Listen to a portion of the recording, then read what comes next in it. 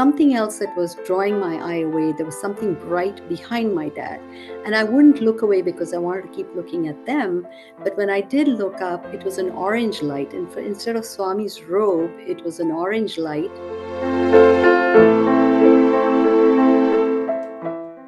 Sairam, dear listeners, welcome to Sai SOUL 100. Our guest today is Sister Rajani Kanukollu, who's joining us from Monroe, New Jersey. Sairam, Sister Rajani, thank you for joining Sai SOUL 100. Sairam, Sister Prabha, and viewers of Sai Soul 100, thank you for inviting me. Sairam, please share your story. My story is more of a story of self-transformation. I'm very blessed to be a third generation Sai devotee. My maternal grandparents were Swami's first devotees, and their interaction with Swami was quite perchance on a visit that they had in the Anantapur district. My grandfather, like many South Indians at that time, had moved to North India looking for better opportunities and had settled there. And when it was time for my uncle's thread ceremony, he decided that they had to go to the south to purchase certain items and also to receive the blessings of their family temple, Kuladevata, and then the performance of the Upanayanam or thread ceremony was going to be in New Delhi. So they had some time, and he was a spiritual seeker, very simple man, very intelligent, simple living, high thinking.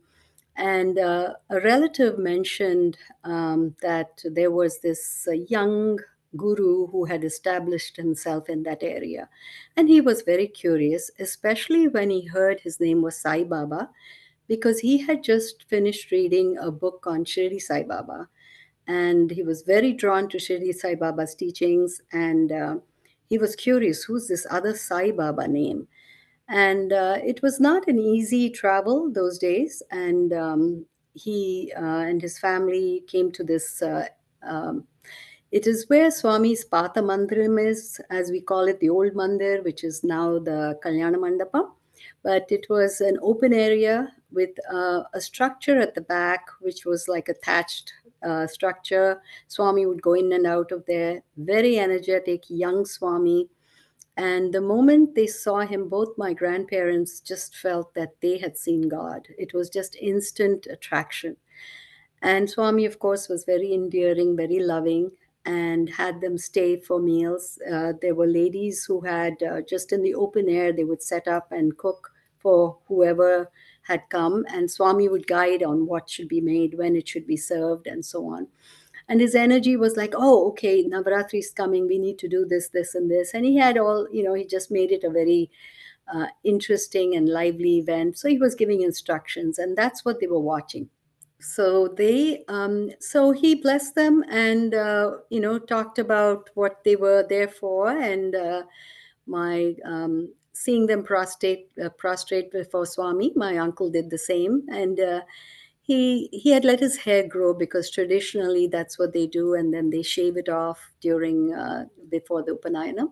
So he thought it was a very smart thing to do to ask Swami to clip his hair, and that's something that others have also experienced. Swami said, "I'm Baba, not barber," and of course he got reprimanded by my grandparents for being cheeky, as they thought. The ceremony went off well in India, in New Delhi, and but very soon after that, tragic struck. My grandfather would travel. He was a very good worker and an officer in the government of India, which was then being ruled by the British. He was working in the Central Banking Inquiry Commission, and he would travel with the British aboard their ships, and they would go to London, and I remember Mesopotamia, which is the current Iraq, I think. Somewhere in that journey, or one of the journeys, he contracted what was known as yellow fever, and suffered a bit, and he passed away.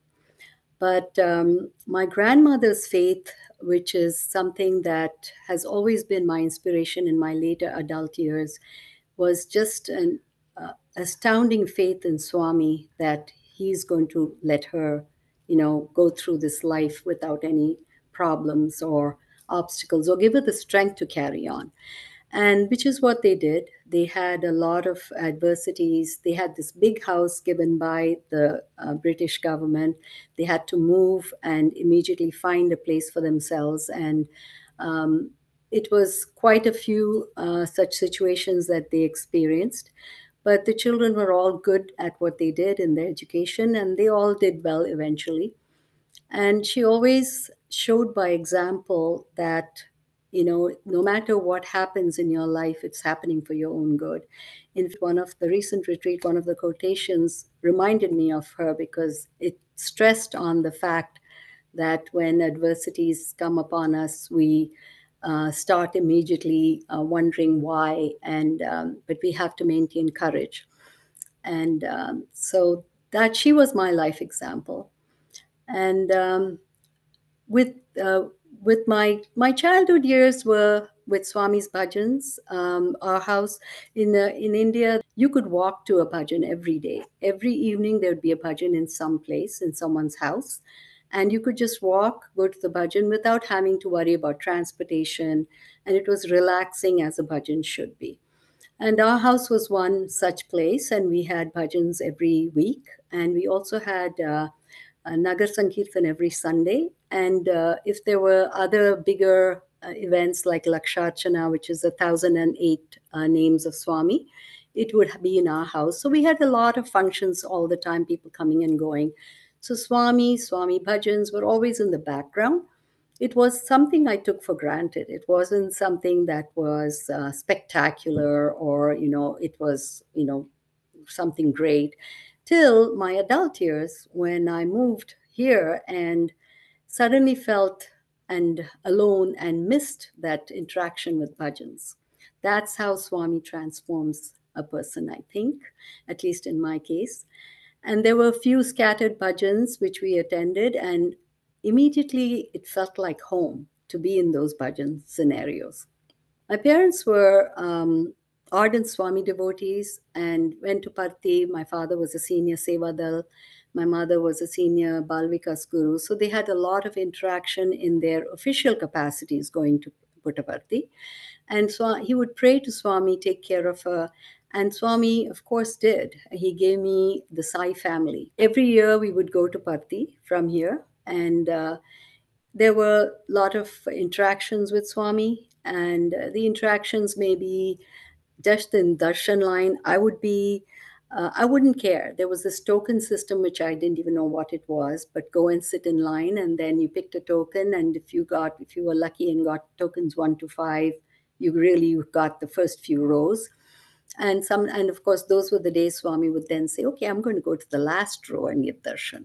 So it was every day was a new expectation, and of course the inevitable hunger that Swami would come and talk to you, or you'd get pada namaskar. And more so, there a lot of interactions my parents had with Swami was, as I said, in their role within the Sai organization, and personal requests or questions were not the agenda. It was always about the organization, the role they had. And that was a blessing. And for them, whatever Swami said, his teachings was enough to live life simply, to be good.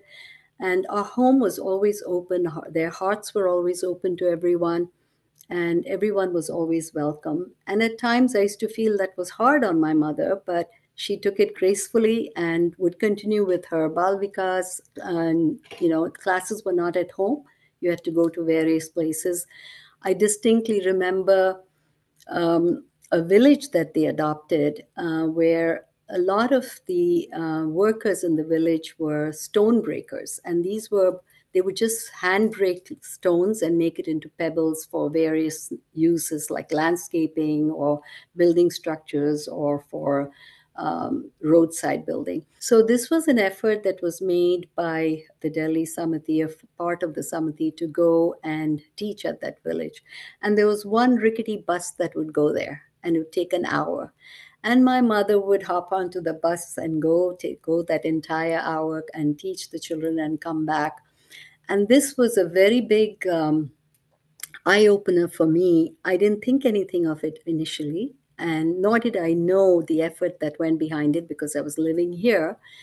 But many years later, when I had visited a young girl who was now married and was working in some corporate environment, she came to visit my mom. And she was from that village who had learned through the Balvika's values education that she should somehow build her life around some organized life and go to school and learn. And here she was, married happily and working. And her gratitude just spoke words, millions of words. I didn't have to even hear from my mom about how wonderfully that program went. And that school has grown, and it's a huge building. And now the village has a really nice school there. And Balvikas continues to be taught in that school. So I've had the fortunate of being in group interviews. And the strange thing is, everybody, at least I used to yearn so much for an interview, but in the interview room, I didn't know what to say. I would just sit there. No word would come out of my mouth. I would listen to what he would say. He would say things to other devotees, but that was the extent of the interview. I was just mesmerized and thrilled to be in his presence. And just it was like I said, darshan interaction and the interview. There was I was sitting in darshan, and Swami had come up very close, and he smiled at me, and because he was so close, I didn't even wait to be asked. I just took pada namaskar.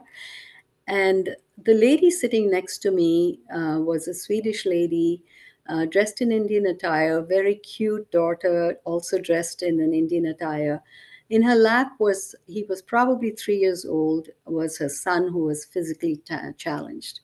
And the moment he saw Swami, he got very noisy and he started jumping up and down. And I don't know if she took Pada Namaskar, but Swami moved away. And she kept saying, Swami, Swami. And that was my awakening, a little bit of a shift within me where I realized what my father meant.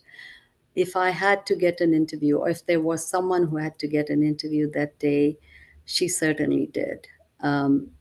What is it that I was seeking other than asking mundane questions?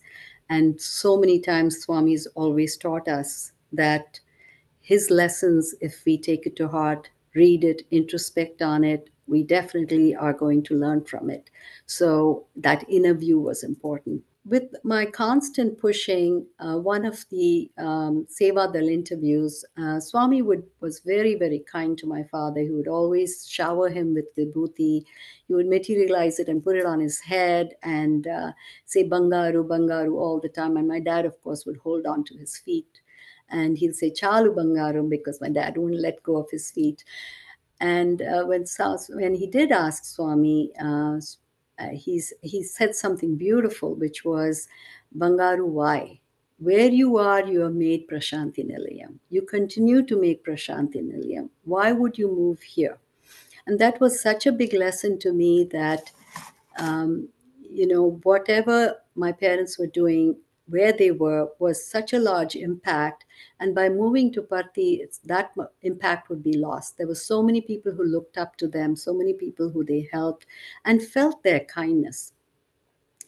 So those were big lessons. And another experience about Swami's this transformation journey that I talk about is, in some point, something must have happened when my father began to slow down, and the doctors could only attribute it to be some form of sepsis, that some infection got in when he was either doing some service or helping someone. And it was sad, but it was time to let him go. My mother and I were reading Sri Sai Satcharita, and we finished. And my mother's thought, and of course my thought was, okay, Swami, now let's hope that Dad can get up and talk to me. And my mother's prayer was, Swami, I'm leaving you in his hands. And that again is an example of Sharanagati. Swami has often said, when we say surrender, he says surrender is weak. It's complete Sharanagati that is important. And that was the complete Sharanagati with which he handed it over. And that night we finished it, and the next morning at Shubhamurtam, on a very auspicious day, he passed and merged with Swami. And my mom was very, very brave. And but the trials didn't end there. Swami was continuing to teach. We were busy with people coming, lots of people coming to pay their respects, and that got me, trying to help my mother and siblings. And little did I know that a little over 2 months after my mother passed, and when my father had passed, I didn't think too much. As I said, I was too busy to have time to grieve. But there was a vision that came to my mind, which is we had these gates to the house, and beyond the gate, I could see my dad standing there and turning. And I don't know why I got that vision repeatedly. It was not a dream, but it was also not in my waking state. And when my mother passed, of course, everything was extremely shocking. Everyone was, doubly compassionate with us. And but at that same point, um, being busy was a little bit of a. It helped us, not focus on the fact that it was a sad event. That night, after when I was ready to come back, that night I was just thinking of Swami and leaving this house. This has been a temple of Swami's, and where would it be now that they both are gone? Will there still be bhajans all the time and Nagar Sankirtan and all the events that were happening? I was just thinking about that, and we got so much love from the Sai community because of all the love that they had given. That was another thing that life changes also bring with it. So much of love that you receive for what you have put in. And it was so that day, that night, 3 separate nights, I got this vision. I saw my dad, the same situation, but he's turning around and holding his hand out. And then I see my mom standing there, and that happened in three consecutive nights. But the last night, there was something else that was drawing my eye away. There was something bright behind my dad, and I wouldn't look away because I wanted to keep looking at them. But when I did look up, it was an orange light, and instead of Swami's robe, it was an orange light and Swami's form, and he was standing behind. And that vision never came back after that night. So it gave me some kind of a reassurance that he's reassuring me that they're with me. Um, I did get an opportunity to see Swami physically after that. I was fortunate to be invited to a wedding, and so we were part of that interview. And and we got his, Pada Namaskar blessings, and but I didn't ask anything. It was just Swami was also very.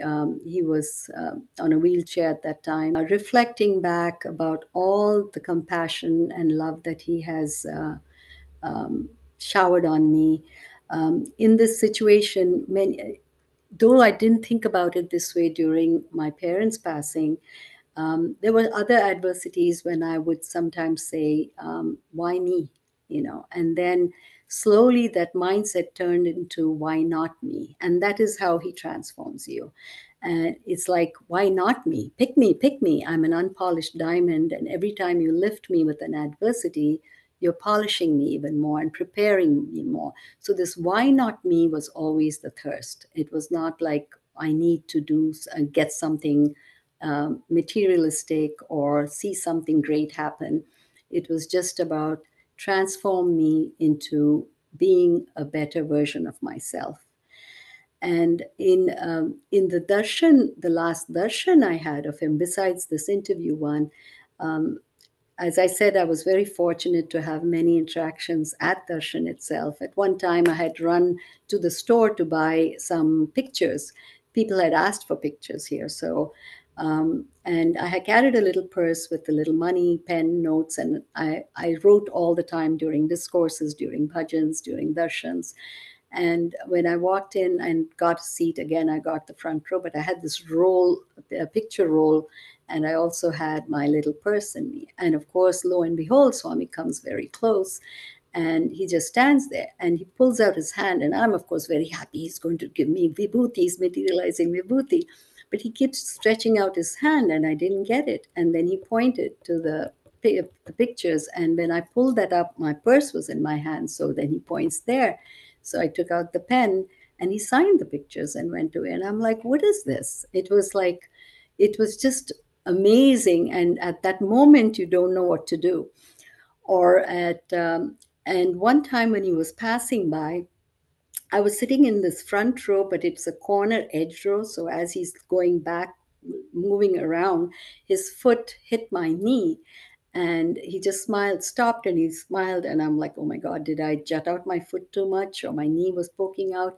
And he just looks down, smiles, and I'm always with you. I'm always with you. And besides the interview that I was mentioning, the last darshan time, he stopped by and he said, "Love is within. Sai happy, very happy." And these messages, these small interactions, just keep coming back in my present life when I face anything to make the right choices.